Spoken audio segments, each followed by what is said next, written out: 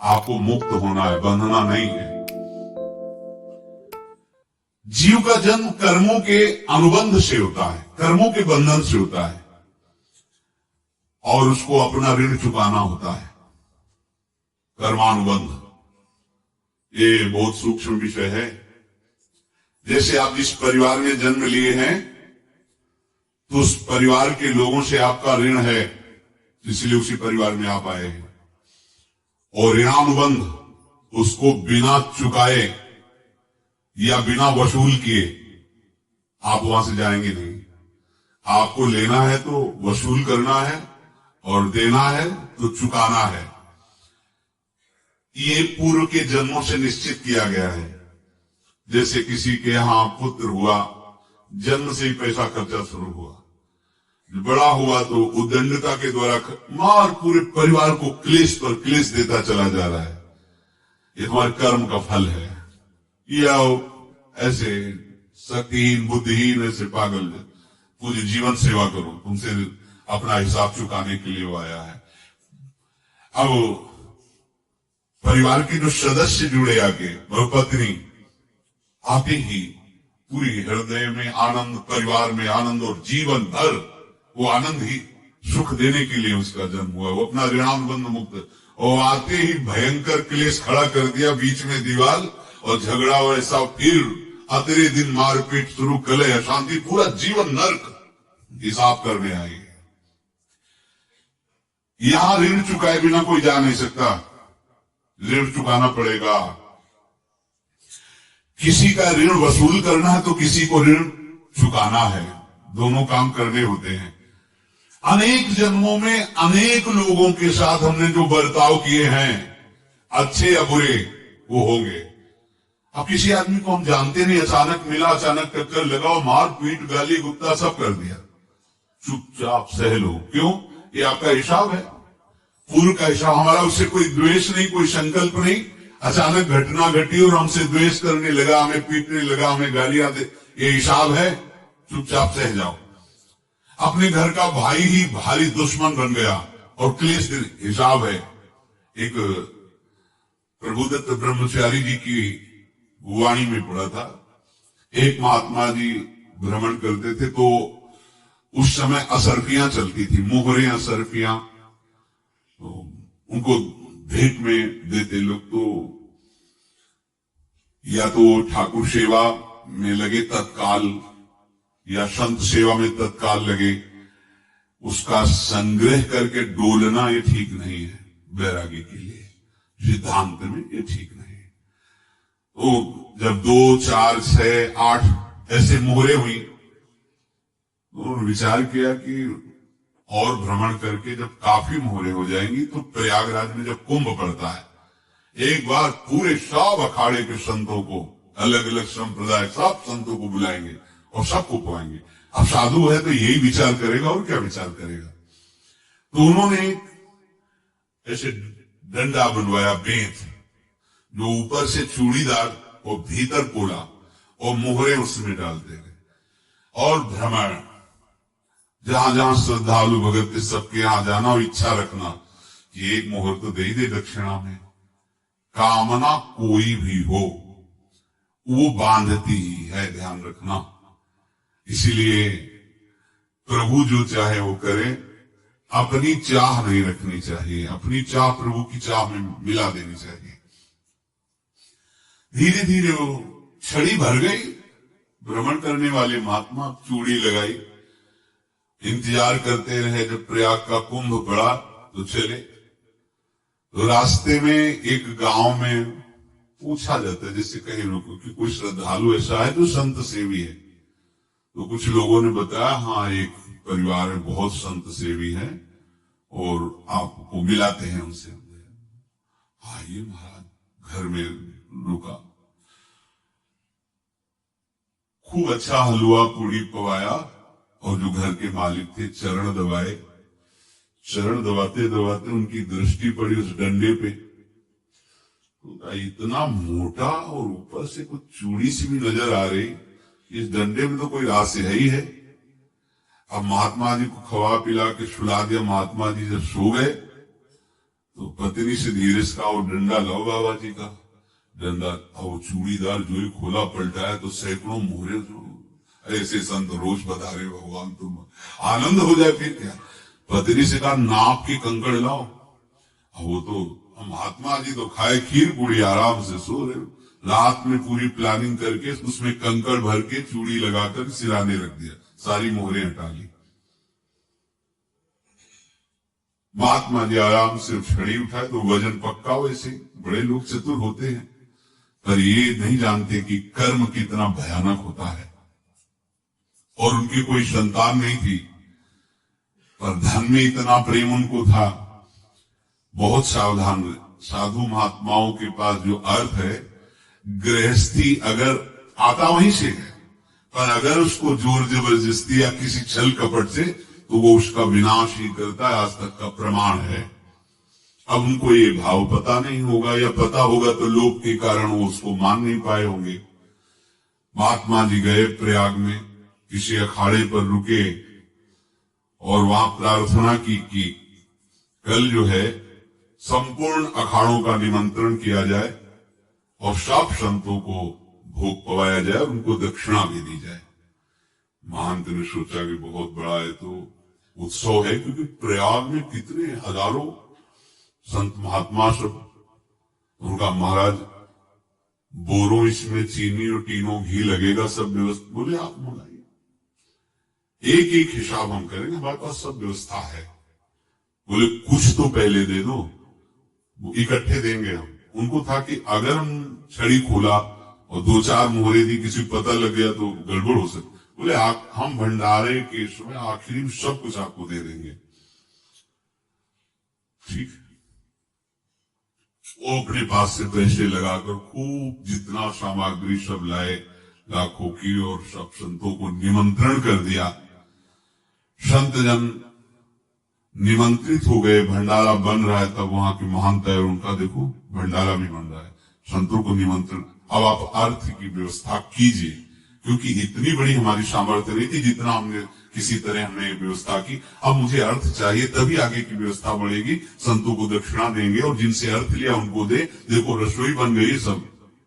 उनका सच में विश्वास नहीं तो अभी चूड़ी खोली, उनको तो था ना कि मोहरे हैं कंकड़। तो जैसे कितना उनको सदमा लगा होगा, हजारों संतों का निमंत्रण, रसोई बन, और संत हो की छल कपट। तो उनका महाराज आपने तो हमारा नाश कर दिया, जो महंत थे।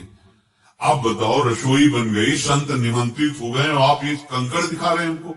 आपने तो हमें बर्बाद कर दिया, हमारी इतनी सामर्थ्य नहीं थी, आप पहले बता देते। संत होकर ऐसा छल कपट। और वो बोले तो क्या बोले, क्योंकि उनको पता था कि मोहरे हैं इसमें। अंदर से उनका चिंतन गया उसी सेठ के पास, अच्छा ऐसा धोखा हमारे साथ किया, भोगोगे तुम। ये जो निकलता है ना भोगोगे, ये अकाट्य होता है। क्योंकि किसी का भी हृदय, मान लो किसी भी जीव जंतु को आप कष्ट दें और उसका हृदय आह भर जाए, तो वो आह वज्र की लिखत में भोगना पड़ेगा। वो देखो भीष्म जी को भोगना पड़ रहा है। सांप को ऐसे धनुष की नोक से उठाया और बमूल के कांटों के ऊपर फेंक दिया, कई दिन तक फिदा हुआ, वो आह भर करके मरा। तो आपको 6 महीने बाणों की सैया पर आह किसी की ना लेना जिंदगी में। कोई ऐसा कहा, कोई आह भर करके कह दिया तुम समर्थ हो, हम तो कुछ कर नहीं सकते, और अंदर से दुखी, फिर तुम्हारी सामर्थ्य काम नहीं करेगी, मिट्टी में मिला देगी। फिर तो संत थे और भगवत आराधना के लिए, संत आराधना के लिए ही ऐसा किए हुए थे। अब इनका कैसे मुंह दिखाएं, आप क्या करें। सुबह संत जन आएंगे, सबके बीच में हमारी ये देखो इन्होंने, आप क्या करें। गए और संगम में जाके छलांग लगाई, अपने प्राण त्याग दिए। अब उनके तो पास मोहरे थी और व्यापार बढ़ा, और 9-10 महीने बाद ही लड़का हुआ। अब तो उनको आके संत फलीभूत हो गया। देखो व्यापार चल रहा, लड़का नहीं होता था, लड़का भी हो गया। बड़ा आनंद छा रहा है। जब से वो प्रकट हुए और धन की वृद्धि शुरू हो गई। पढ़ाई लिखाई में उनके खर्चा हुआ सब, बस बीमारी शुरू हो गई उनके शरीर में, अब उसमें पैसा जाना शुरू हुआ। इतने आसक्त वो दोनों हो गए कि कुछ भी हो, व्यापार ठप, संपत्ति बेचना शुरू। तो उन्होंने कहा कि बेटा मैं क्या कर सकता हूं तुम्हारे लिए? बोले हमारी अंतिम इच्छा है प्रयाग चलो, और जितने प्रयाग में संत महात्मा सबको एक बार भंडारा करवाओ, हमारी इच्छा अंतिम है, क्योंकि अंतिम यही इच्छा थी। बोले अब ज्यादा संपत्ति तो नहीं रह गई, तो बोले घर बेच दो, मेरे लिए ही तो है, बेच दो, मुझे लगता है मैं बचूंगा नहीं, पर मेरी अंतिम इच्छा पूर्ण कर दो। घर बेच दिया, जेवर बेच दी, वहां गए, जब संत सेवा की तो बोले मुझे संगम तक ले चलो। संगम तक ले गए और बोले समझे तुम चुराए थे और हमने उसको छीना है, कुछ नहीं रह गया तेरे पास कुछ, अब केवल ममता और आसक्ति में जलकर मर और नर्क प्राप्त कर। मैं वही महात्मा हूं जिसकी तूने मोहरे ली थी, शरीर छोड़ दिया। महात्मा को जन्म लेना पड़ा और इनको दुर्गति भोगनी पड़ी। ऋणानुबंध होश में, ऐसा नहीं कि आप जो कर रहे हैं कोई देख नहीं रहा, कोई हिसाब किताब नहीं, जो कर रहे हैं अवश्य में भोक्तव्यम, बहुत सावधान। अनेक जन्मों में अनेक लोगों से जो कुछ लिया दिया है, इस लेने देने को मिटा देने के बाद ही तुम मुक्त हो गए। इसीलिए एक उपाय है, लेना न देना मगन रहना। क्या? मालिक को समर्पित हो जाओ, मालिक को अपना माना हुआ समर्पित कर दो, खत्म। अहम त्वाम स्वरूपाभिभ्यो मोक्षयिष्यामि, सब खत्म, आगे पीछे लेना देना सब खत्म। एकादश स्कंद में भगवान श्री कृष्णचंद्र ने कहा जो मेरे चरणों का आश्रय लेकर भक्त मेरा भक्ति करता है, उसके पितृ ऋण, मातृ ऋण, देव ऋण, ऋषि ऋण, सब ऋणों से मैं मुक्त कर देता। बस यही एक उपाय है जो इसके बंद करने का उपाय भक्तों के लिए है, वो यही है, भगवान की शरण में होकर अपना माना हुआ पूरा भगवान के अर्पित कर दो। अर्पित करने का तात्पर्य उसमें अहम हटा दो। तदीयम वस्तु गोविंदम तुभ्यमेव समर्पये। जिनसे तुमने सेवा करवाई है उनकी सेवा करनी पड़ेगी, जिनसे तुमने जो कुछ लिया है उनको देना पड़ेगा। ये लेने देने का व्यापार जब तक समाप्त नहीं होगा तब तक तुम्हारा जन्म मरण चलता रहेगा। अब आपको यहां समझना है, यदि आपसे किसी ने पैसे लिए और बेईमानी करके नहीं दे रहा है तो आप उसको गाली मत दीजिए, आपने बेईमानी की थी इसलिए आपकी बेईमानी हुई है, ले गया, कोई बात नहीं है, बंधन से मुक्त हुए, जो बोझा था चला गया। उसको ऐसा ना देखे कि ये बेईमान हमारे रुपए मार लिए, अब जो कुछ होगा देखेंगे। अगर आप आगे नया कुछ करते हैं तो फिर आगे का हिसाब आपको भोगना पड़ेगा, ध्यान रखना। ऐसा नहीं है कि आपको भोगना नहीं पड़ेगा। एक ही उपाय है कि आप जो शरीर धारण किए इसी में जो भोग ले, आगे ना होना चाहिए। तो क्या करे? सर्वतो भावेन भगवान की शरण ले ले। ये तो सर्वाणी कर्माणि मयि सन्न्यस्य मत्पराहा अनन्येनैव योगेन मां ध्यायन्तु उपासते तेषामहं समुद्धरता मृत्यु संसार से। ये बड़ा कठिन है पार होना, कोई छोटी मोटी बात है। एक महात्मा बाल्यावस्था से भजन करते थे, शालिग्राम भगवान पास रखते थे और उन्हीं की आराधना करके बस पाठ, नाम, जप और भ्रमण करते थे। यौवन अवस्था थी, गंगा जी के किनारे अपने ठाकुर को विराजमान करके स्नान करने के लिए कपड़ा ही उतार रहे थे कि 90 लोग आ गए, भाला तलवार सब, मारो मारो इसको मारो। घेर लिया तो उन्होंने हाथ जोड़कर कहा हमने क्या अपराध किया, कोई सुन ही नहीं रहा। तो उन्होंने कहा मार तो डालोगे ही आप 90 लोग, हम कोई अस्त्र शस्त्र तो लिए नहीं, एक बार हमें गंगा में डुबकी लगा देने दो और अपने ठाकुर को स्नान करा देने दो, फिर इसके बाद आप मार देना।